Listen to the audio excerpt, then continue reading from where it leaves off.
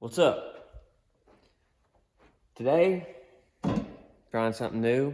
I really don't know how it's gonna work out. I'm gonna try to post the results no matter what, even if I ruin the wheels and the bead locks. But I had a customer, I got that one set already. I had a customer bring me these wheels and this weld-on bead lock ring. Trust me, he said, just give it a shot. And I'm all about that. So hopefully it doesn't warp. Hopefully I can get it centered. I'm gonna get to welding. Got the old Everlast set on 250. Hope it's all clean.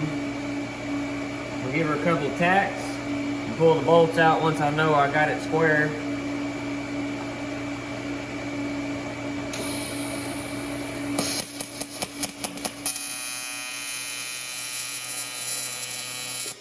Oh yeah. She's welding nice. Welding real well.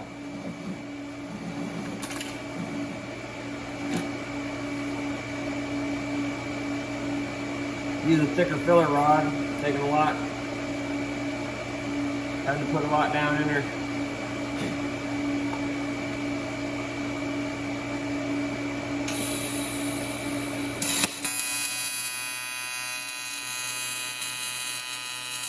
Man, no one ever lasts 255 and just blast it. Just blast the heat to it. That sucker, that old mill or diversion don't stand a chance coming to this aluminum.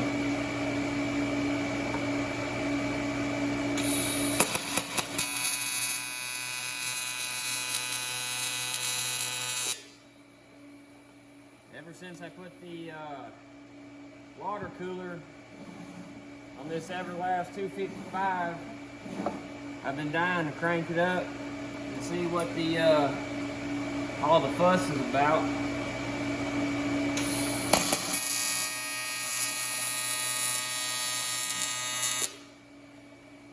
I'm here to tell you, this sucker welds good.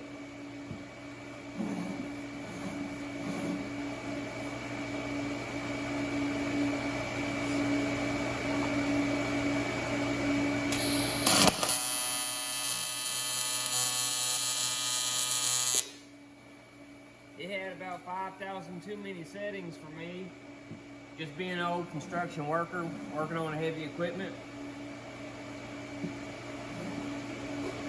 Now, after figuring it out, it's only got about 3,000 too many settings.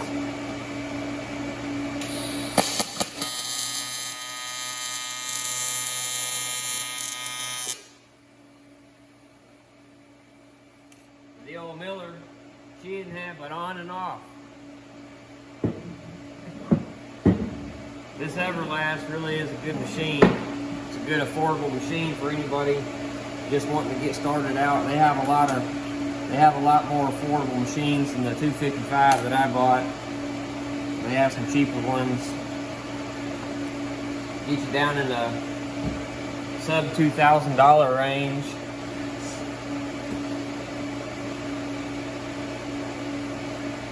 I got her tacked up. I'm gonna see if I can pull this BeadLock ring off here. Got the bolts pulled out. Pull my ground off. Put a little scratch in the rim for good measure. Can't have nothing too nice. Gotta put a few scratches in it. Well, good for the customer. There's no like O-ring or nothing in here.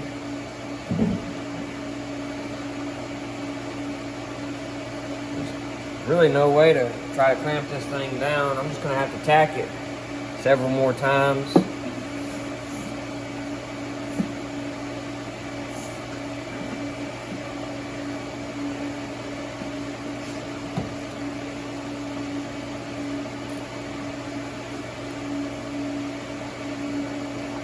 Hope you can hear me clear over the water cooler. That sucker is mighty loud.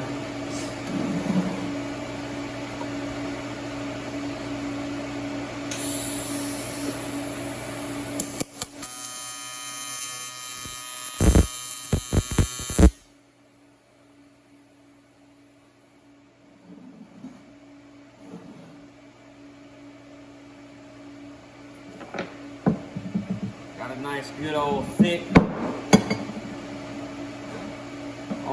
bead on here, thick tack, thick.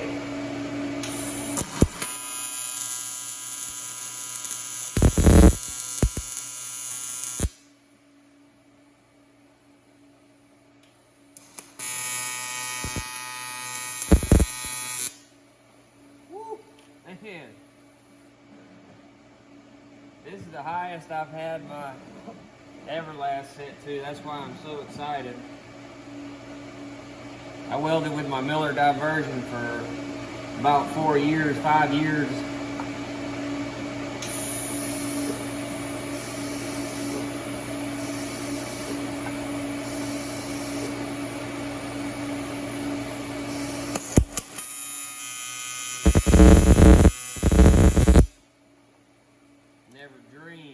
Never dreamed of having it cranked up this high. You can forget welding anything 1/4 inch or thicker.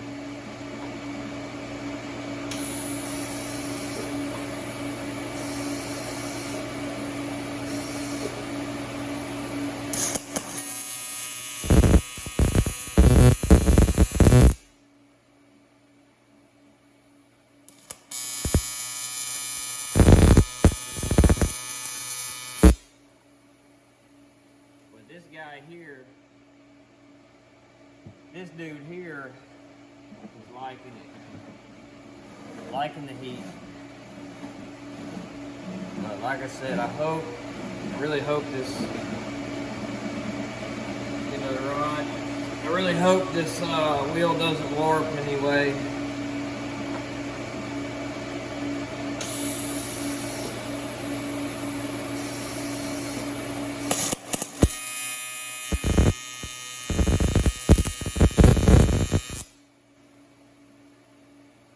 Looking to stay mated up pretty well. If it does warp, it wouldn't be nothing a flapper disc couldn't straighten out.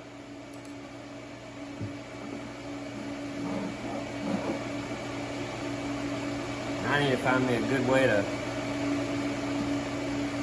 hold myself up here.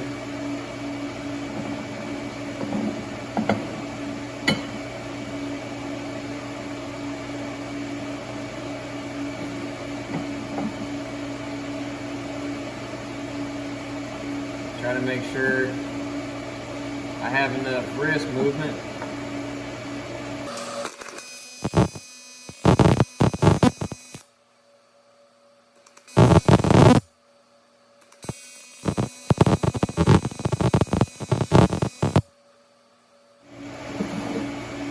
I don't know if it's going to do any good, but I'm going to try to cross alternate this welding process here.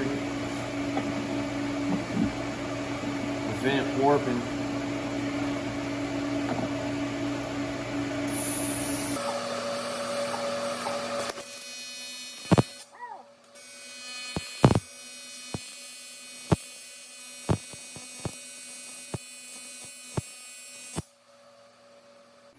Something happened there at the beginning of that weld. Some kind of contamination popped out at me. Tried to bite me.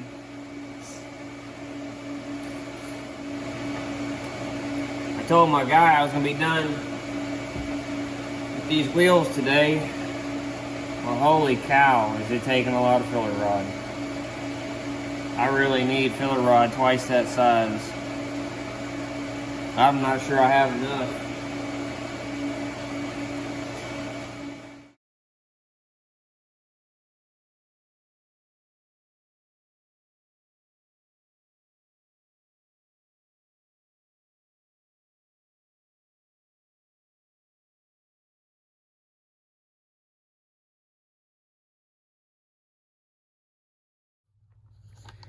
Holy cow, that was a lot of welding. Trying to make the welds look uniform. It's hard to do, having to rocket ship that rod through there. And how I do it, just like a lot of people, use your ring and your pointer, and your index and your thumb. And which I've had a lot of practice doing this. You just kind of run your thumb well, now that I'm trying to do it on camera, you just kind of run your thumb, find a good slick spot, and you run your thumb back and forth, and it shoots your filler rod out. And of course, as you're burning it in, you're losing weight and you're going faster. To check for square, this would be the smart way to do it. Make sure your bolt holes are lined up. Make sure it has no wibble wobble, which it has a little bit side to side. I've already confirmed that this is out of square because you can turn it, and the wibble wobble moves to the other side and not here. So it wibble wobbles this way, you turn the ring, it wibble wobbles that way. So this is a little out of wibbly wobbly.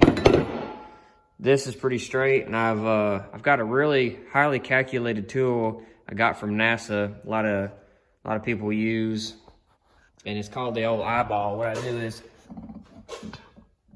I go like this here. You gotta do your face like that too. Oh yeah, she's straight. Now there's one more test to make sure I welded this bad boy unstraight. Oh yeah, she looks good.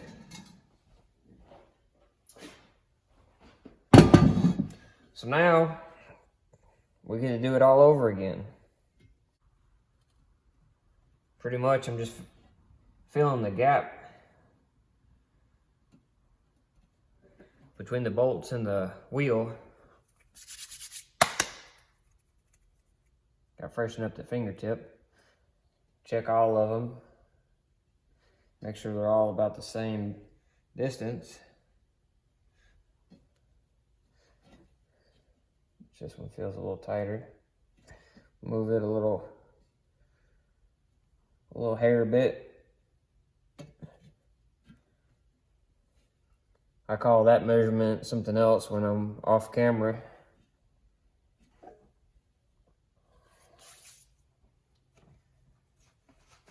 And now we'll fire the old Everlast 255 back up in the water cooler. We'll hear a little wind tunnel sound. There's the 255. There's the water cooler.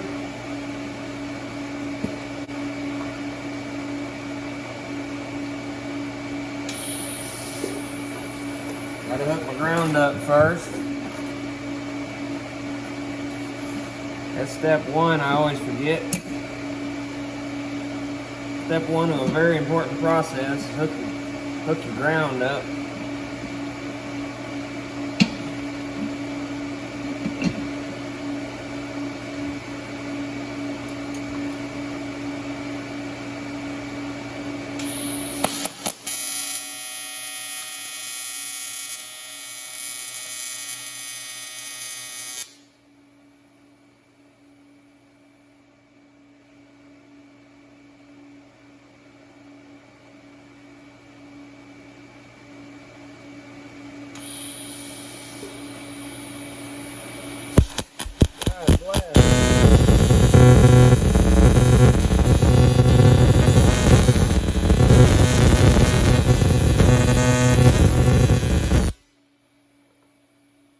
That shocked the bejesus out of me.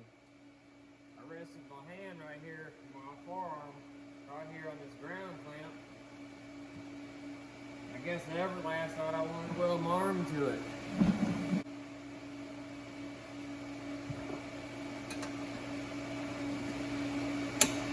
Jeez.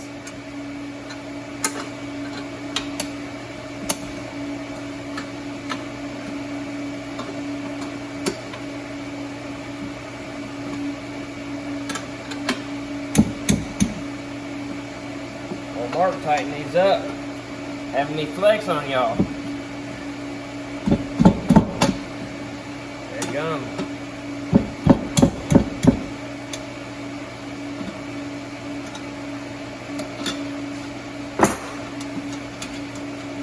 A lot of people would think the theory would be bolt the ring in.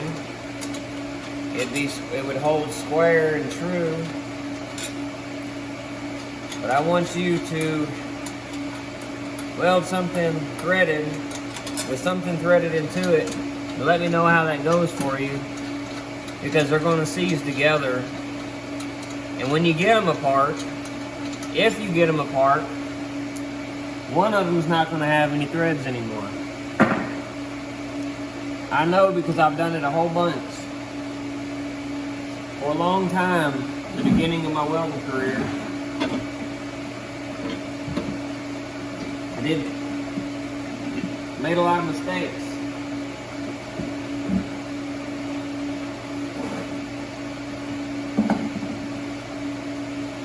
Now I'm going to tack it up and weld it out.